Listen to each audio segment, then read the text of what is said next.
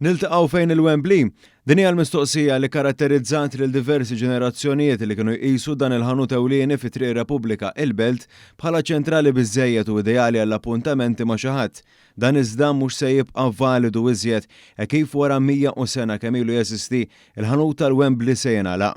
Mal-medda ta' ċentinarju sħiħu iżjed il-ħanut l-kapitali tagħna tgħaddi minn epoki differenti minn żmien il-Baħrin u l-forzi Ingliżi salva bi ftit ħsarat fit-tieni gwerra dinjija sa riabilitazzjoni tal-Belt Valletta.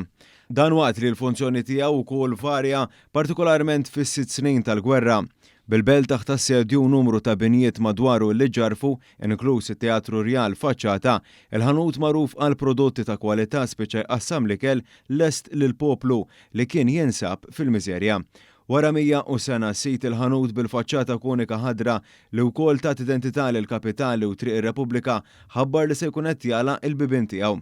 L-istorja tiegħu tmur lura għas-sena 1924 meta Emanuel Gawċi qal lil missieru Salvatore li kien se jixtri l-ħanut fil-kantuniera ma' triq in-nofsinhar u jara kif se jiżvolġi.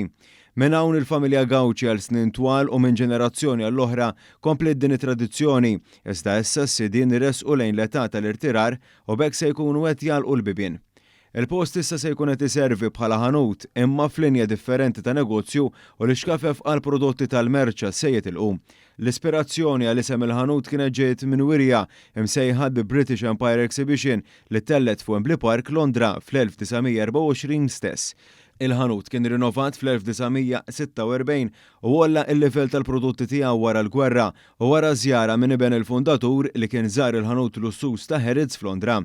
Qabel iġġarra fit-Teatru Rjali tradizzjoni kienet li dawk li kienu jkunu sejrin għal kunċerti kienu l-ewwel u jixtru kaxxa ċikkolata mingħand il-Wembley. Sa dan it-tant nidaw kull sit b'ritratti storiċi biex iżommu l-memorja ħajja ta' dan il-ħanut ikonika għal bosta.